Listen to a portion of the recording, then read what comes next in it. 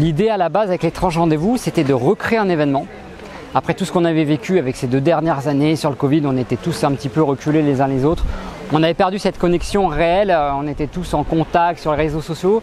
J'avais envie de rassembler avec Michel ces intervenants, ces conférenciers, ces auteurs qui pendant 2 ans ne s'étaient pas, on va dire, rencontrés dans des conférences et créer justement cet événement pour que tout le monde se rassemble. Avoir un événement qui soit fédérateur et qui puisse aussi permettre à chacun de faire une mise à jour sur son actualité, présenter ses ouvrages parce qu'en 2 ans il s'est passé quand même beaucoup de choses.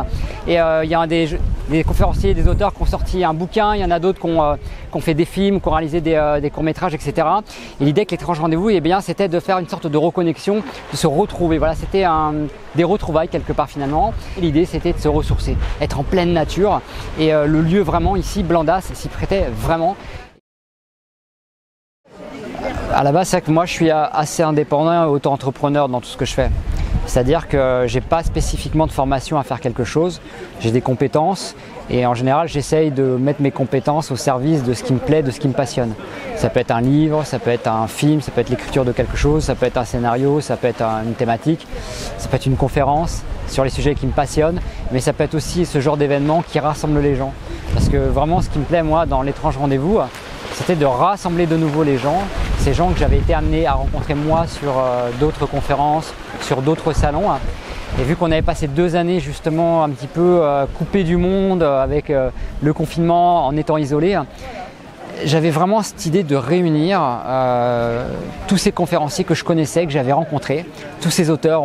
Des fois on parlait, je les connais tous et on s'appelle régulièrement et des fois on se disait c'est vrai que ça nous manque de ne pas nous retrouver ensemble et il fallait que quelqu'un se jette à l'eau, se mouille pour se lancer cet événement. Il me manquait en fait le petit truc et c'est vrai qu'en venant vivre ici j'ai rencontré Michel et Michel m'a séduit par rapport à ce lieu, par rapport à tout ce qu'on pouvait potentiellement faire et c'est vrai que quand je lui ai parlé de cette idée de créer un rendez-vous pour réunir tous ces conférenciers, ces auteurs, il a tout de suite dit oui et ça a été le début d'une aventure incroyable qui n'est pas encore terminée comme tu peux le voir. Et voilà, et on avait besoin de se retrouver, c'était se retrouver, on avait besoin de repartager de nouveau, de se toucher, de se palper, de discuter tout simplement, quoi, de communier aussi parfois et surtout les uns et les autres de nous tenir un peu au courant de notre actualité. Tiens, ces 2 dernières années, tu as bossé sur quoi? Tiens, toi, tu as sorti un livre, etc. C'est le moment d'en parler, c'est le moment de faire tes dédicaces, de te présenter, etc. Et puis aussi un lieu où on peut pousser aussi les gens à promouvoir leur travail, leur art, leur savoir-faire. On voulait pas, moi je voulais pas et Michel non plus, on voulait pas d'un événement qui soit un peu à l'image de ces gros salons de bien-être où tu as des stands de pierre au kilomètre, ils font tous la même chose, des stands de cartomancie au kilomètre. On voulait que chacun apporte quelque chose. L'idée c'était de créer une sorte de noyau, de créer une sorte de petit monde, une petite bulle, voilà. Et dedans, chacun apporte son truc. Voilà, ça c'était ça l'idée à la base. Et j'espère que du moins les gens l'auront accepté et reçu comme ça et que l'événement aura plu parce que c'est vraiment l'objectif de se réunir, quoi. Au moment où on a commencé à se lancer dans cette aventure, on ne se doutait pas à un moment qu'on pourrait être confronté à ce genre de problématique. C'est-à-dire que quand j'ai commencé à bosser là-dessus et que j'en ai parlé à Michel, on s'est dit, je crois franchement qu'on est taré. On va avoir des tas de problèmes et de choses auxquelles on n'a pas pensé, auxquelles on va être confronté. Mais de toute façon, une fois qu'on sera devant le fait établi, on sera obligé de trouver des solutions. Quelque part, on se faisait violence d'entrée de jeu avec Michel. On savait que ça allait être compliqué parce qu'on n'est que 2 pour monter cet événement. Après, on s'est fait aider par des bénévoles qui ont fait un travail formidable. Donc, sinon, sans eux, on ne pourrait rien faire, tout simplement. Et ça a été, on a été confronté à des tas de choses auxquelles on n'aurait jamais pensé.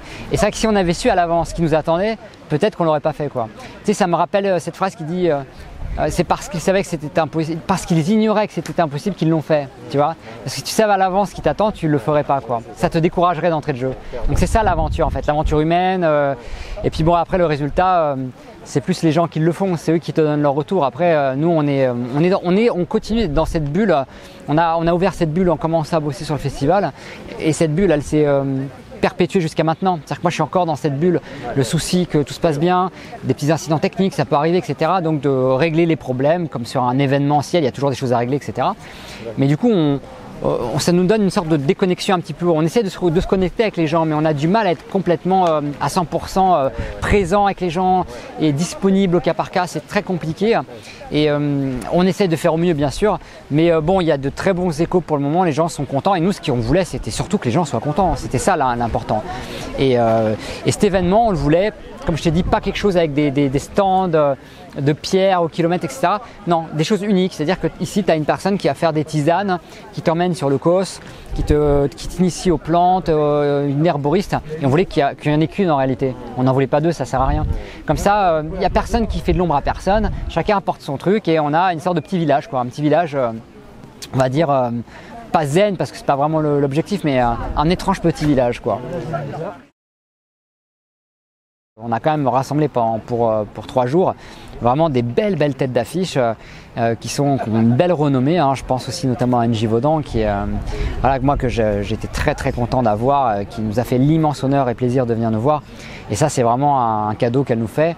Et puis, je dis NJ Vaudan, mais toutes les personnes qui sont là, enfin, je les connais tous, Elisabeth de Caligny, Bleuette Dio, Franck Ferrandis, Michel Dessay, Marc Auburn, toutes ces personnes qui sont venues, que je connais aussi. Je sais que ce sont d'excellents conférenciers, des gens qui passionnent et qui sont passionnants. Et c'était ça l'idée, c'était d'avoir tous ces gens passionnants au même endroit et de se dire que là, ça allait être un moment exceptionnel, de pouvoir les côtoyer pendant 3 jours, être avec eux, leur parler, échanger et peut-être développer cette familiarité avec l'individu que tu n'as pas forcément avec un écran d'ordinateur. Là, vraiment, être plus dans le côté humain, quoi, sortir de l'écran. Et je ne critique pas l'écran et les réseaux sociaux parce que je trouve ça bien, ça permet de garder le contact, donc c'est bien.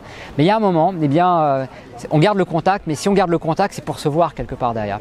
Ça sert à rien de garder le contact avec une personne si tu n'es pas amené à la voir ou à la côtoyer. Tu vois, si tu n'as aucun atome avec cette personne, ça sert à rien. Et là, l'étrange rendez-vous casse un peu la barrière entre le virtuel et le réel. Et là, on passe de l'autre côté. Et là, tous ces gens qui se connaissaient, qui parlaient déjà sur les réseaux sociaux, sur des forums, qui sont même eux-mêmes sur les mêmes médias de diffusion, qui regardent les mêmes émissions, et bien là, du coup, ils se retrouvent même entre eux, ils se connaissaient virtuellement et là, ils se rencontrent. Et c'est ça le but, c'est la rencontre tout simplement.